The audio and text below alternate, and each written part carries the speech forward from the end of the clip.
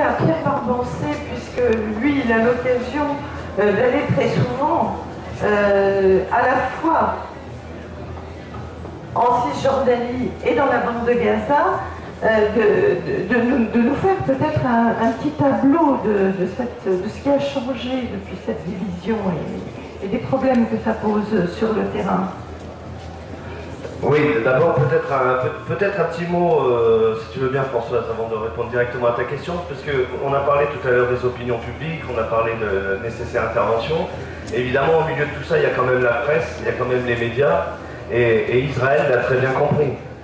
Quand ils interviennent dans la bande de Gaza et qu'ils empêchent la presse internationale de pénétrer dans Gaza, sous prétexte de nous protéger, ça ne leurre évidemment personne. On a très vite compris de quoi il s'agissait, puisqu'il s'agissait de l'utilisation d'armes interdites, et notamment de l'usage des bombes au phosphore blanc, et le ciblage de zones civiles dans la bande de Gaza. Mais Israël avait tout de suite mis en place, autour de la bande de Gaza au moment de cette intervention, des espèces de plateaux de télévision de campagne, où s'est démené des porte-paroles de l'armée israélienne, dans quasiment toutes les langues du monde, et qui, complaisamment, venaient sur les plateaux expliquer l'intervention contre les terroristes qui étaient dans la bande de Gaza. Et effectivement, en fond, de manière très bucolique, on pouvait voir les grands panaches de phosphore blanc qui éclataient, on voyait des bâtiments à Gaza qui étaient en train de brûler, et il a fallu qu'on essaye de passer comme on pouvait. Donc moi j'ai pu passer par l'Égypte et j'ai été aidé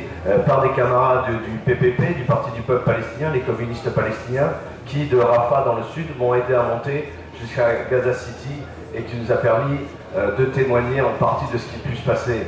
Mais je voudrais devant vous aussi, parce qu'il y a une bataille de l'image, parce qu'il y a une bataille médiatique forte, je veux rendre hommage aux journalistes palestiniens qui, au péril de leur vie, essaient de rendre compte, et plus de 4 d'entre eux ont été tués et directement ciblés par l'armée israélienne, alors qu'ils étaient en train de filmer, alors qu'ils étaient en train de commenter les bombardements, et vous savez quel a été le résultat.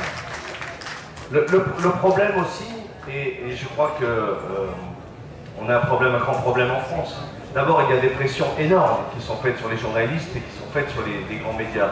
Moi, j'ai la chance de travailler à l'Humanité, et ce genre de pression, ça ne passe pas, parce que nous avons choisi. Et si, par exemple, tous les jours, nous mettons la photo de Salah Hamouri, ce jeune franco-palestinien qui est enfermé en Israël, c'est parce que nous avons choisi de le défendre, et que nous, on ne viendra pas nous dire qu'on ne savait pas. Si les grands médias, en général, n'en ont pas parlé, ou très peu, ou n'en parlent plus aujourd'hui, c'est un choix qu'ils font, et effectivement, ils participent de l'impunité d'Israël, qui se permet, au mépris des lois internationales, de condamner des jeunes franco-palestiniens, alors que tout le monde a entendu parler du soldat Gilad Shalit, qui a été capturé alors qu'il était en opération sous le treillis d'une armée d'occupation, et que Nicolas Sarkozy intervient lui directement et refuse encore de recevoir la mère de Salah Hamouri. Donc il y a 2 poids, 2 mesures dans ce pays.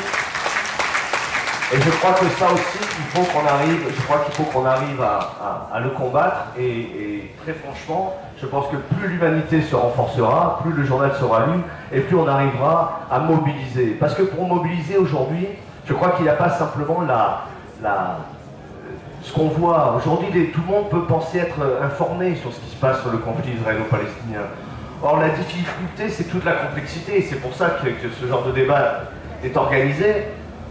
Parce que c'est sur les tenants et les aboutissants du conflit, sur le fait qu'il n'y a pas équilibre. Si vous remarquez bien, les grands médias essayent de faire une espèce d'équilibre entre l'occupant et l'occupé. Et nous, à l'Humanité, on dit non, il n'y a pas un trait d'union entre l'occupant et l'occupé. L'occupé a le droit légitime de se défendre et de résister à l'occupation. Et nous la soutenons.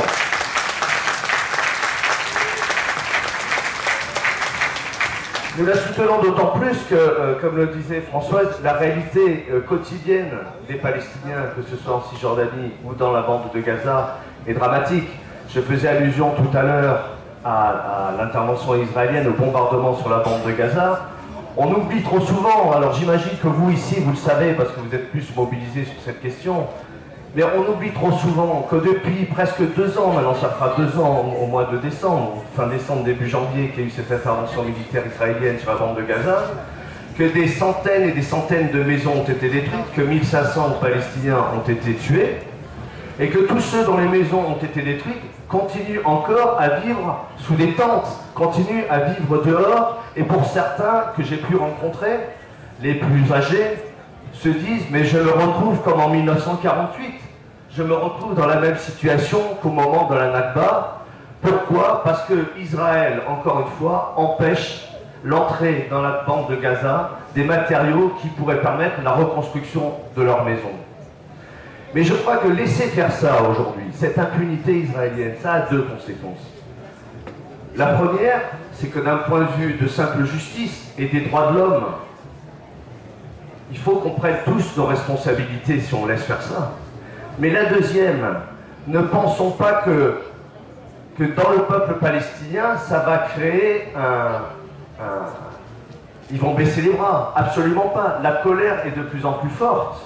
Et plus Israël tape comme ça, et je le sais pertinemment, plus Israël continue le blocus des villes et des villages en Cisjordanie, plus Israël continue ses assassinats ciblés, plus Israël continue à construire son mur en saisissant les terres et les puits d'eau palestiniens, plus il éloigne de la vision du peuple palestinien l'idée que c'est par la négociation et la diplomatie que ça pourra arriver. Parce qu'un jeune Palestinien de 13 ans aujourd'hui, qui voit son père se faire tabasser à un checkpoint par des soldats israéliens, mais est-ce que vous pensez qu'il va penser, est-ce que lui va penser qu'il va falloir qu'il s'assoie avec eux pour discuter? Bien sûr que non. Donc je crois que les témoignages et les actions qu'on peut faire, et j'ai vu tout à l'heure dans l'assistance des jeunes qui participent à des missions en Palestine, que ce soit avec les jeunes communistes ou avec Génération Palestine. Certains ont été arrêtés par l'armée israélienne, certains ont été blessés. Je vois une jeune fille là qui a été blessée par l'armée israélienne. L'humanité en a rendu compte. Que font les grands médias qui dénoncent si bien ce qui se passe par ailleurs? Pourquoi est-ce que là, encore une fois, au niveau des médias, il y a deux poids, deux mesures?